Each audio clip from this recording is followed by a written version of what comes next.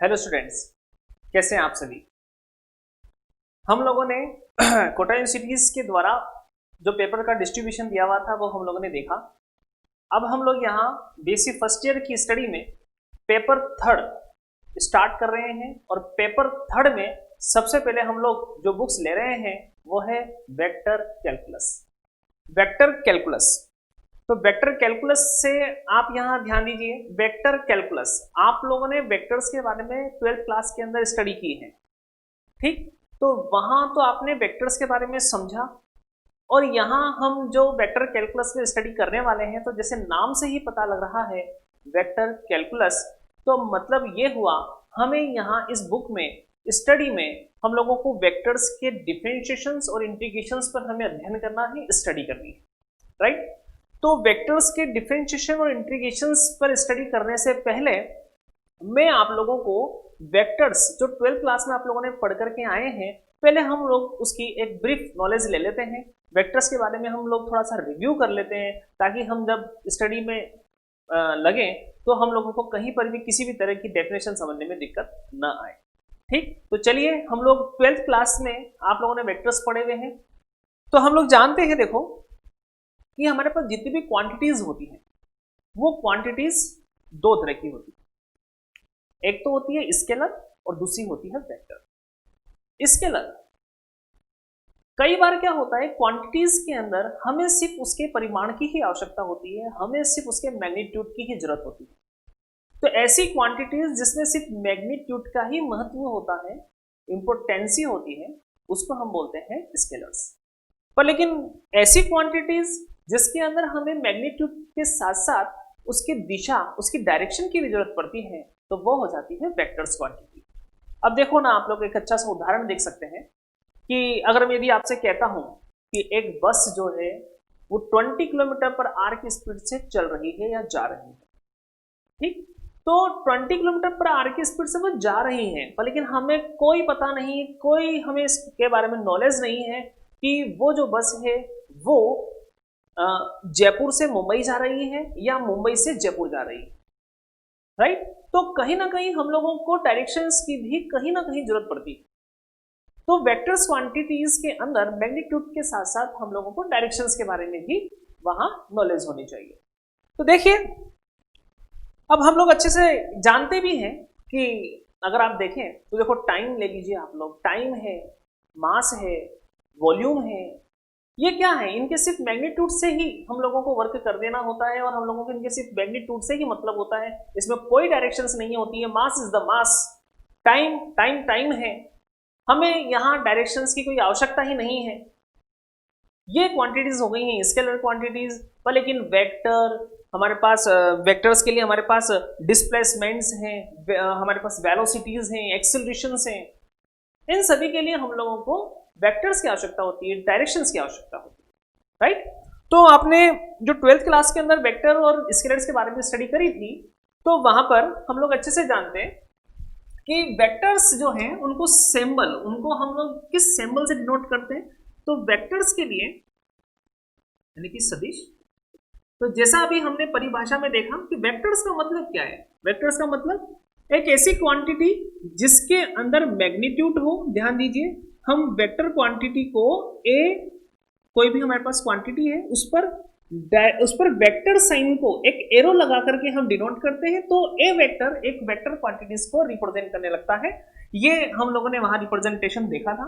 तो ए vector quantities जो है तो डेफिनेशंस में हमने पढ़ा हुआ है, ए वेक्टर उसके परिमाण के साथ साथ उसके मैग्नीट्यूड के साथ साथ उसकी वहां डायरेक्शन भी होती है।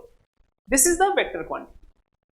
आगे बढ़ते, ये वेक्टर्स क्वांटिटीज आपने देखी थी, वहां वेक्टर्स का हम लोगों ने वहां प्रोडक्शन भी देखा था, मल्टीप्लीकेशंस भी देखा था।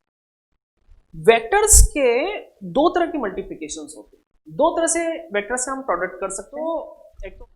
एक तो होता है डॉट प्रोडक्ट और एक होता है हमारे पास क्रॉस प्रोडक्ट, ठीक। तो dot product and cross product, तो हम यहां देखते हैं डॉट प्रोडक्ट।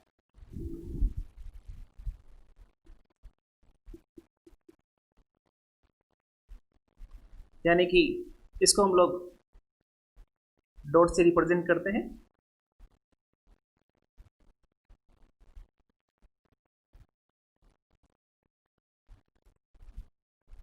और आपको पता है इसे हम लोग अदिश गुणन भी कहते हैं। ठीक, देखो हमारे पास दो क्वांटिटीज है, ए वेक्टर और दूसरी है बी वेक्टर। ये दो हमारे पास वेक्टर्स है, राइट। तो आप लोगों ने डॉट प्रोडक्ट के बारे में पढ़ा हुआ है, A vector dot B vector. तो जब इनका हम प्रोडक्ट करते हैं, डॉट प्रोडक्ट करते हैं, अदिश गुणन करते हैं, स्केलर मल्टीप्लिकेशंस करते हैं, इसे हम लोग स्केलर मल्टीप्लिकेशंस भी कहते हैं,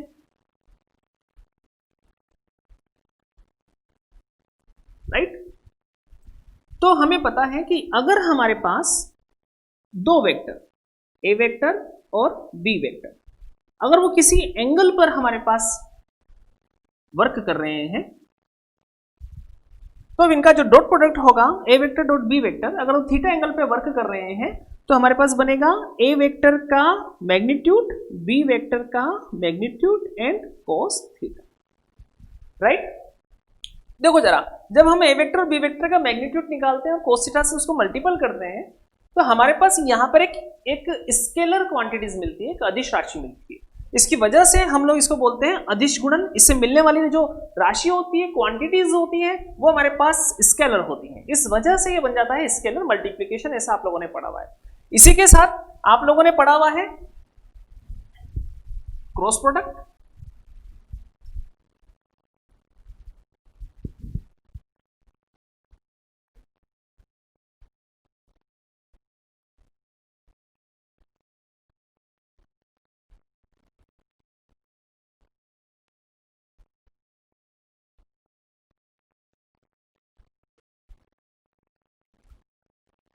इसे हम बोलते हैं सदिश गुणन।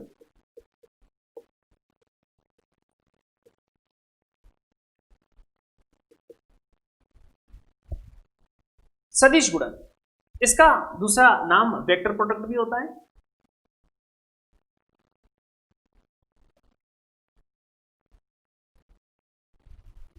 वही यहां दो मेरे पास वेक्टर्स हैं, ए वेक्टर और बी वेक्टर, और वो ए वेक्टर जो बी वेक्टर हैं, जब हम उनका क्रॉस प्रोडक्ट निकालते हैं तो यहां मेरे पास एक, जैसे सपोज को एक प्लेन है और प्लेन में मेरे पास यहां पर ए वेक्टर और बी वेक्टर वर्क कर रहे हैं किसी एंगल थीटा पर।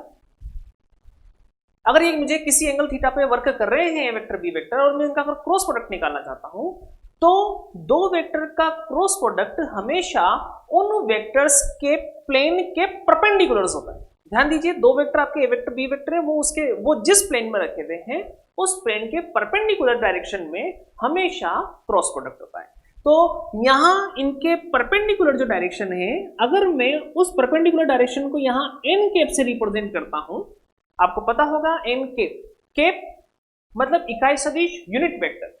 तो परपेंडिकुलर डायरेक्शन में यहां जो यूनिट वेक्टर है वो एन कैप से शो किया जा रहा है। तो मैं इसका जब रिजल्ट लिखूंगा तो मेरे पास क्रॉस प्रोडक्ट बनता है ए वेक्टर का मैग्नीट्यूड, बी वेक्टर का मैग्नीट्यूड साइन थीटा और परपेंडिकुलर डायरेक्शन एन कैप।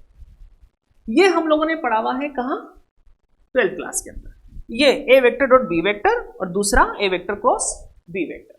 ध्यान दीजिए, आप यहां देखो, जब हम क्रॉस कर रहे हैं तो हमें क्या पता लगा कि क्रॉस प्रोडक्ट हमेशा परपेंडिकुलर डायरेक्शन में मिलता है। जब यहां हम कह रहे हैं कि परपेंडिकुलर डायरेक्शन में मिलता है, तो ये क्लियर हो चुका है कि दोनों के क्रॉस प्रोडक्ट, जब दो वेक्टर का क्रॉस प्रोडक्ट करते हैं तो उससे हम लोगों को एक हम लोगों को वेक्टर क्वांटिटी मिलती है जिसके अंदर डायरेक्शन है। तो वो वेक्टर क्वांटिटीज हमें मिल रही हैं।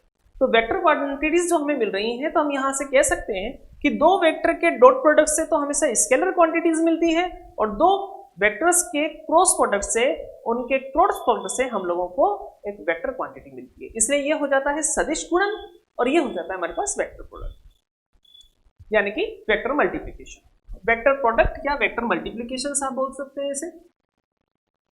ओके, अब ध्यान दीजिए जरा, ये तो आपने मल्टीप्लिकेशंस के बारे में यहां देखा। हम यहां देख सकते हैं, देखिए हम कुछ स्पेशल केसेस में भी यहां हम लोगों ने स्टडी की हुई है। देखो जरा कि अगर मान लो मेरे पास ए वेक्टर और बी वेक्टर आपस में परपेंडिकुलर है, अगर मेरे पास ए वेक्टर और बी वेक्टर अगर आपस में परपेंडिकुलर है, तो इन दोनों वेक्टर्स के बीच में यहां थीटा की वैल्यू कितनी हो जाएगी, 90 डिग्री। और जब यहां हमारे पास थीटा अगर 90 डिग्री हो गया है तो cos 90 डिग्री की वैल्यू 0 होने की वजह से हम लोग वहां पढ़ते हुए आए हैं कि a vector dot b vector अगर वो एक दूसरे के परपेंडिकुलर है तो उसकी वैल्यू हमारे पास 0 होती है, ये हमने वहां पढ़ा था। दूसरी बात, अगर हम यहां आते हैं क्रॉस प्रोडक्ट में, तो क्रॉस प्रोडक्ट में हमने यहां क्या देखा, अगर मैं आपसे कहता हूं कि a वेक्टर और b वेक्टर यदि ये आपस में पैरेलल है, तो पैरेलल है तो हम लोग जानते हैं कि अगर ये पैरेलल है, ये पैरेलल के मतलब a वेक्टर जिस दिशा में है आपका b वेक्टर भी उसी दिशा में है, इट्स मीन थीटा हमारे पास 0 डिग्री हुआ।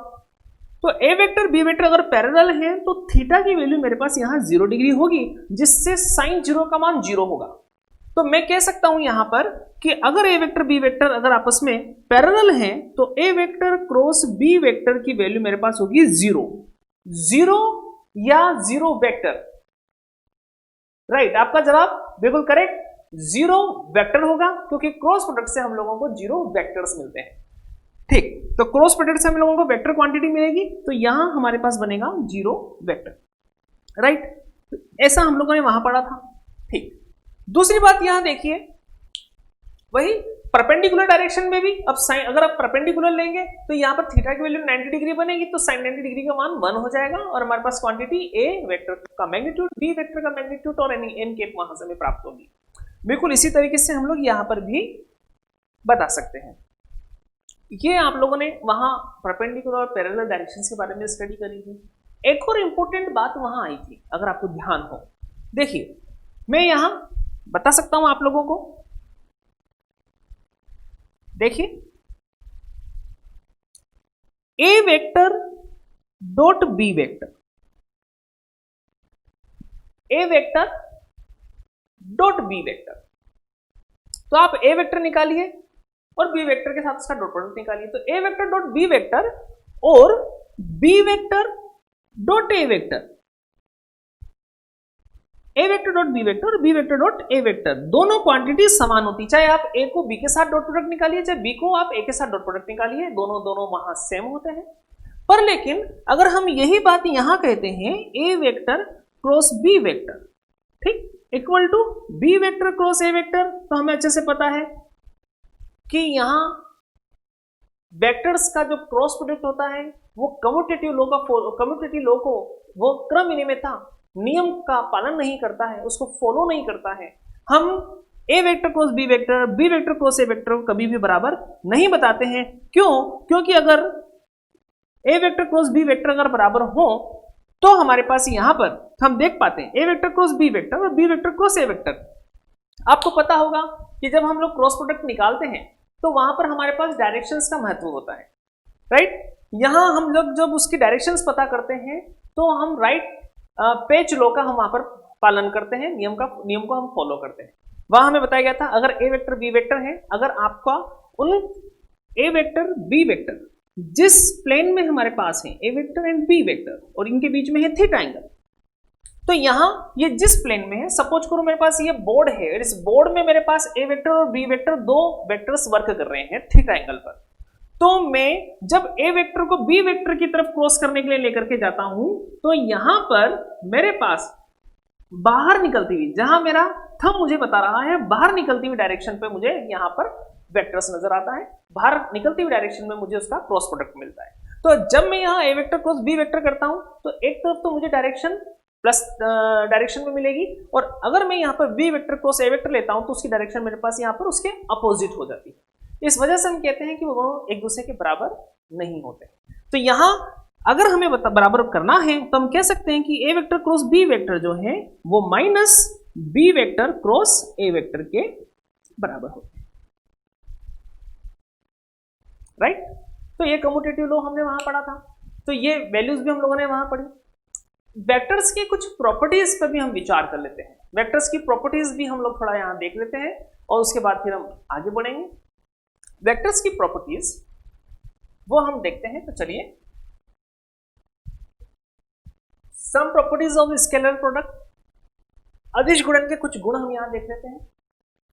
आपने इससे पहले एक तो कम्यूटेटिव लॉ के बारे में देखा कि a vector dot b vector बराबर होता है b vector dot a vector. देखिए यहां पर हम एसोसिएटिविटी लॉ को देखते हैं। एसोसिएटिविटी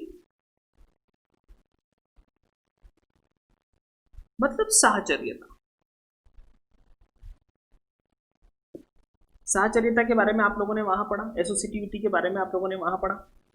एसोसिएटिविटी, साहचर्यता, हम यहाँ पर कोई तीन वेक्टर्स हम यहाँ लेते हैं। जैसे सपोज करो मैंने यहाँ ले लिया है ए वेक्टर, बी वेक्टर और सी वेक्टर, तीन मैंने यहाँ पर वेक्टर्स लिए हैं।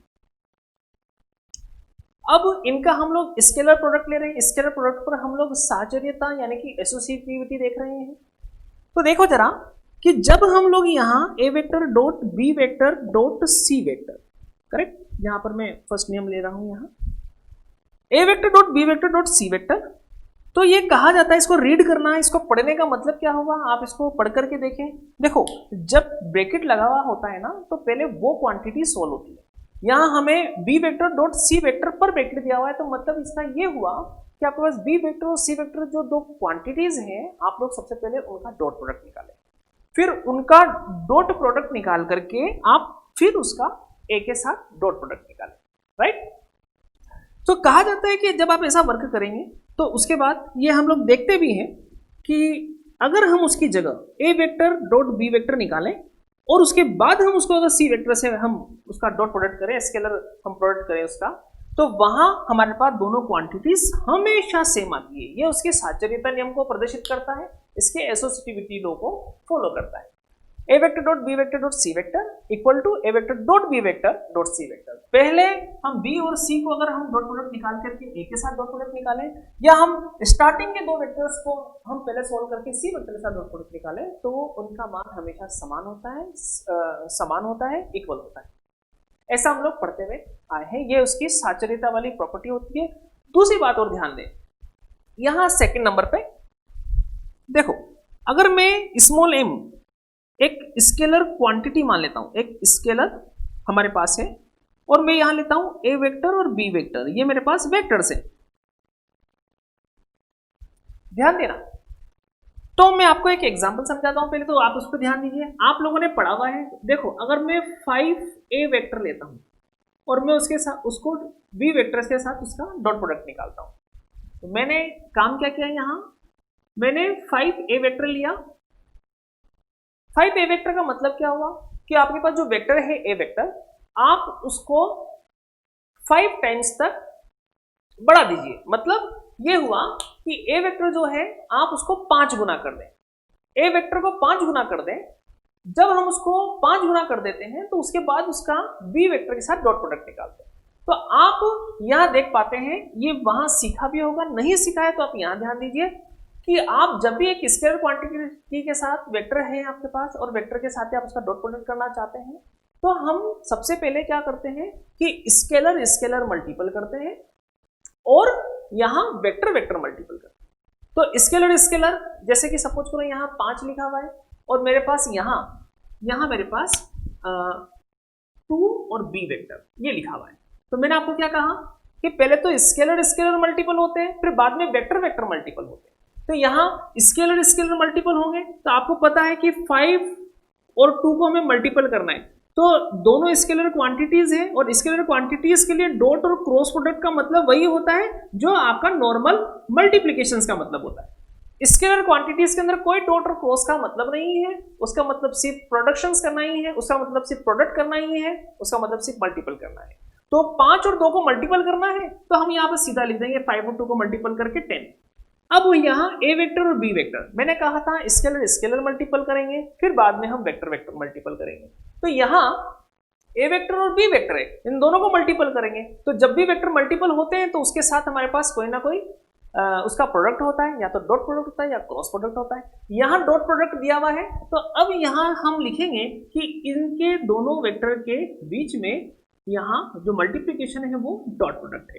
तो दो क्वांटिटीज का यहाँ जो मल्टीपल किया जाता है मल्टीप्लीकेशन, तो स्केलर स्केलर मल्टीपल होते हैं और फिर बाद में वेक्टर वेक्टर मल्टीपल होते हैं। तो इसको मैं इस तरह से भी रिप्रेजेंट कर सकता हूँ कि अगर मैं यहाँ 5 को m से डिनोट कर दूं, राइट, और यहाँ 2 को m से डिनोट कर दूं, तो मेरे पास बनेगा m a vector dot m b vector, right. तो इसका रिजल्ट हम लिखेंगे, बिल्कुल स्केलर स्केलर मल्टीपल कर दो, वेक्टर वेक्टर मल्टीपल कर दो, तो रिजल्ट हमारा क्या बन जाएगा, m n and a vector dot b vector. ध्यान देना, स्केलर के लिए तो मल्टीप्लीकेशंस आपका सदैव हमेशा वही रहता है जो आप पढ़ते हुए आए हैं, पर अगर वेक्टर क्वांटिटीज का मल्टीपल करते हैं तो वो मल्टीपल दो तरह के होते हैं, एक तो डॉट प्रोडक्ट और क्रॉस प्रोडक्ट।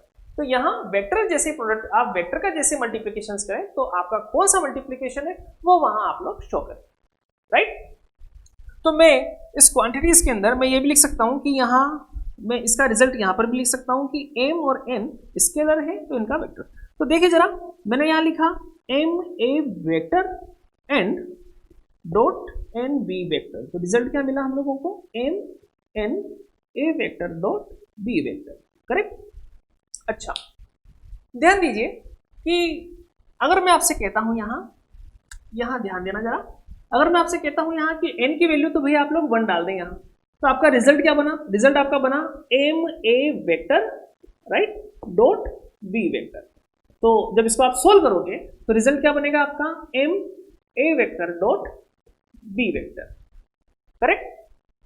अब यदि अगर मैं आपसे कहता हूं यहाँ कि आप एक काम करें कि यहाँ a वेक्टर रहने दें और यहाँ m b वेक्टर कर लें, यानी कि m की वैल्यू 1 कर दो और n की वैल्यू m कर दो, तो यहां आपके पास a vector dot m b vector निकालेंगे तो इसका रिजल्ट क्या बनेगा, जाहिर सी बात है स्केलर स्केलर पहले मल्टीपल होंगी और वेक्टर वेक्टर बाद में मल्टीपल होंगे, तो इसका रिजल्ट भी क्या आएगा, m a vector dot b vector. देखो जरा दोनों क्वांटिटीज देखिए जरा, क्या इन दोनों रिजल्ट को मैं शामिल करके एक रिजल्ट लिख सकता हूं, क्या मैं इनको ऐसा कह सकता हूं कि आपका a वेक्टर m से मल्टीपल हो रहा हो या आपका b वेक्टर m से मल्टीपल हो रहा हो, जब आप दोनों को मल्टीपल करते हो तो रिजल्ट हमेशा हमारे पास m into a vector dot b vector मिलता है। इट्स मीन अगर मैं इस पूरे को शामिल करूं तो मैं इसको ऐसा भी लिख सकता हूं कि m a vector dot b vector निकालना चाहूं मैं, या फिर मैं यहां a vector dot m b vector निकालना चाहूं तो इनकी वैल्यू मेरे पास सदैव समान m a vector dot b vector आती है, राइट। तो यहां ये कोई प्रॉपर्टीज कोई ये हमें याद नहीं रखना है, सिर्फ मैंने आपको जो बात कही है उसको दिमाग में सोचिए, क्योंकि फंडा तो वही है, स्केलर स्केलर मल्टीपल होते हैं, वेक्टर वेक्टर मल्टीपल होते हैं, तो वेक्टर वेक्टर का डॉट है, क्रॉस प्रोडक्ट है, कैसा है वो उसके साथ रखा जाएगा, और स्केलर तो सदैव हमेशा मल्टीपल होंगे जो नॉर्मल हम मल्टीप्लिकेशंस करते हुए आए। इसलिए आपका स्केलर चाहे ए वेक्टर के साथ आ रहा हो, चाहे आपका स्केलर जो है वो बी वेक्टर के साथ आ रहा हो, मल्टीपल होगा तो रिजल्ट हमारे पास सेम फाइंड होगा, ओके। तो ये आपने एसोसिएटिविटी देखी। एसोसिएटिविटी के बाद यहां आपको एसोसिएटिविटी देखने के बाद आप यहां आ जाइए, अगला मैं यहां इसको आप ले लीजिए ए और यहां देखिए बी, यहां आ जाइए डिस्ट्रीब्यूशन लो पर, डिस्ट्रीब्यूटिविटी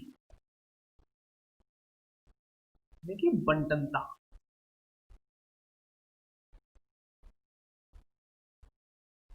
हम बंटनता पर डिस्कस कर लेते हैं।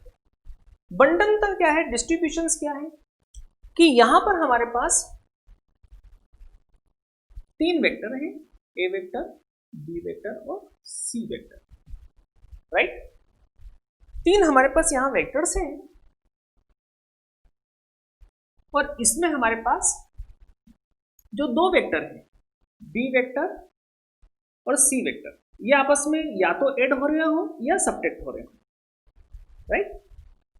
तो इनका जब हम लोग यहां ए वेक्टर के साथ डॉट प्रोडक्ट निकालते हैं, जब हम ए वेक्टर के साथ इसका डॉट प्रोडक्ट निकालते हैं तो यहां ऐसी स्थिति में हमारे पास ये ए वेक्टर जो है, हम लोग नॉर्मल मल्टीप्लिकेशंस कैसे करते हैं कि कोई ब्रैकेट है हमारे पास, यहाँ मेरे पास यहाँ है 2 + 3 और बाहर मेरे पास लिखा हुआ है यहाँ 7 और मुझे इसको मल्टीपल करना है, तो ये जो 7 है ब्रैकेट के साथ जब मल्टीपल होगा तो 2 के साथ भी मल्टीपल होगा प्लस फिर 3 के साथ भी मल्टीपल होगा।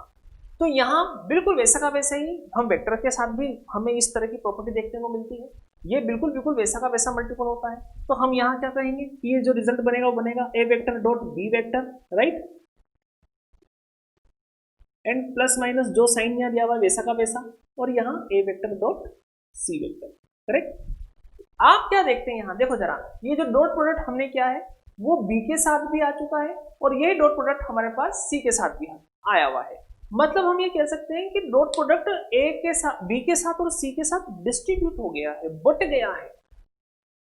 तो यहाँ जो ये साइन के अंदर, यहाँ जो हमारे पास जो एडिशन, सब्ट्रैक्शन और प्रोडक्शन है, इनके अंदर हम डिस्ट्रीब्यूशन देखने को हमें मिला है। हम कह सकते हैं कि डॉट यहाँ डिस्ट्रीब्यूट हो गया है दोनों क्वांटिटीज के साथ, इसलिए ये नियम कौन सा बन जाता है, डिस्ट्रीब्यूशन लो। ऐसा हम लोगों ने वहां देखा था, पढ़ा था। ठीक, ये वेक्टर्स की कुछ प्रॉपर्टीज है हमारे पास यहाँ। अब आप यहाँ बिल्कुल यही जो प्रॉपर्टीज हैं वो क्रॉस प्रोडक्ट के लिए देखिए। तो क्रॉस प्रोडक्ट में आप लोगों ने यहां पढ़ा,